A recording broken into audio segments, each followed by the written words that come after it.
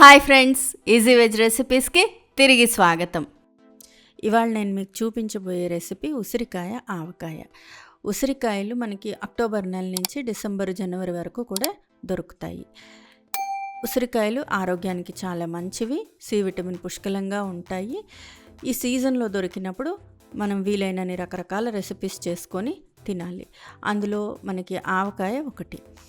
అలాగే మురబ్బా చేసుకోవచ్చు, క్యాండీస్ చేసుకోవచ్చు, కొంతమంది రసం పెడతారు, రైస్ చేస్తారు, ఇలా మన ఇష్టం ఏమైనా చేసుకోవచ్చు. ఆవకాయ అయితే మనకి ఖచ్చితంగా 3 నుంచి 4 నెలల పాటు నిల్వ ఉంటుంది. ఇంకా కూడా ఉండొచ్చు, ఈలోగా కొత్త ఆవకాయలు వచ్చేస్తాయి కాబట్టి ఇది పక్కకు వెళ్ళిపోతుంది. ఉసిరికాయ ఆవకాయ చేసుకోవడానికి నేను 1/4 కిలో ఉసిరికాయలు తీసుకొని చేస్తున్నానండి.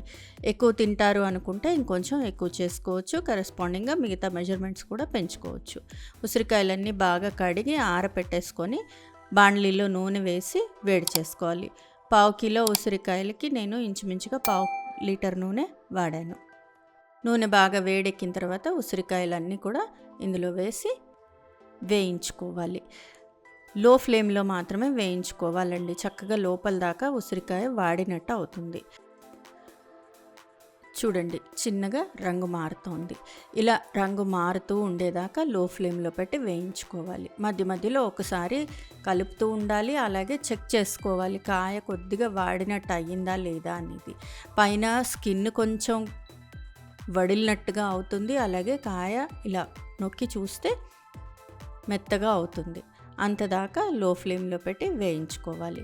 ఇలా రంగు మారేదాకా వేయించుకున్న తర్వాత ఈ ఉసిరికాయల్ని తీసి ప్లేట్లో పెట్టి కొంచెం సేపు చల్లారనిచ్చుకోవాలి. నేను ఈ ఉసిరికాయ ఆవకాయలో అల్లం వెల్లుల్లి ఏం వేయట్లేదండి. వేసి కూడా చేసుకుంటారు, కానీ నేను దీనిలో వేయకుండానే చేసి చూపిస్తాను మీకు. ఇలా తీసి పక్కన పెట్టేసిన తర్వాత స్టవ్ ఆఫ్ చేసేసి నూనె కొద్దిగా వేడి చల్లారిన తర్వాత రుచికి సరిపడా ఉప్పు, ఇది 3 టేబుల్ స్పూన్ల దాకా పట్టిందండి ఉప్పు. అలాగే కారం మనం తినేటట్టుగా, నేను ఇంచుమించు 3 టేబుల్ స్పూన్ల పైనే కారం వేసాను. ఆవు పొడి, ఉప్పు కారం ఎంత వేసామో ఆవు పొడి కూడా అంతా వేస్తాము. అలాగే 1 టేబుల్ స్పూన్ ఇంగువ, 1 టేబుల్ స్పూన్ మెంతి పొడి, కొద్దిగా పసుపు అన్నీ వేసి బాగా కలిపేసుకోవాలి. స్టవ్ మాత్రం వెలిగించకూడదండి. నూనెలో ఇవన్నీ వేసి బాగా కలిపేసిన తర్వాత ఎక్కడ ఉండలేకుండా కలిసేదాకా కలిపేసిన తర్వాత వాడ్చి పెట్టుకున్న ఉసిరికాయలు కూడా వేసేసి కలుపుకోవాలి. ఈ ఉసిరికాయ ఆవకాయ పిల్లలకి బాగా నచ్చుతుంది. అలాగే ఇది అన్నంలో చాలా బాగుంటుంది. అంతేకాకుండా మనకి దోశ, ఇడ్లీ వాటిల్లో కూడా ఉత్తిపిండి నంచుకోవడానికి బాగుంటుందండి.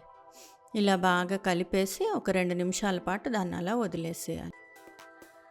లూజ్గా ఉన్నట్టుగా అనిపిస్తుంది అది, కానీ చల్లారిన తర్వాత చిక్కబడిపోతుంది. ఇలా పూర్తిగా కలిపేసిన తర్వాత దీనిలో ఒక అర నిమ్మకాయ రసం పిండేసి వేసేయాలండి. అంతా వేసేసిన తర్వాత మళ్ళీ ఒకసారి బాగా కలిపేస్తే చూడండి కొద్దిగా చిక్కబడిపోయింది. దీన్ని వెంటనే గిన్నెలోకి తీసేసుకోవాలి. ఏదైనా గాజు గిన్నె లాంటిది అయితే తొందరగా చల్లారుతుంది, అలాగే కెమికల్ రియాక్షన్ రాకుండా ఉంటుంది. స్టీల్ గిన్నెల్లో కంటే మళ్ళీ గిన్నె పాడైపోయే అవకాశం ఉంటుంది. చూడండి, ఇందాకటి కంటే చిక్కపడింది. ఇది ఇలా మెల్లిగా చిక్కపడుతూ ఉంటుందన్నమాట. ఇంతే, ఉసిరికాయ ఆవకాయ ఇంతేనండి. ఎయిర్ టైట్ సీసాలో కానీ జాడీలో కానీ పెట్టి శుభ్రమైన స్పూన్ వాడుకొని సర్వ్ చేసుకుంటే ఈ పచ్చడి 6 నెలల పైచిలకు నిల్వ ఉంటుందండి. ఫ్రెండ్స్, ఈ రెసిపీ మీకు నచ్చినట్లయితే మీరు ట్రై చేయండి. మీ ఇంట్లో వాళ్ళకి టేస్ట్ చేసి చూపించండి. ఎలా వచ్చిందో నాకు కామెంట్ బాక్స్లో కామెంట్ చేయండి.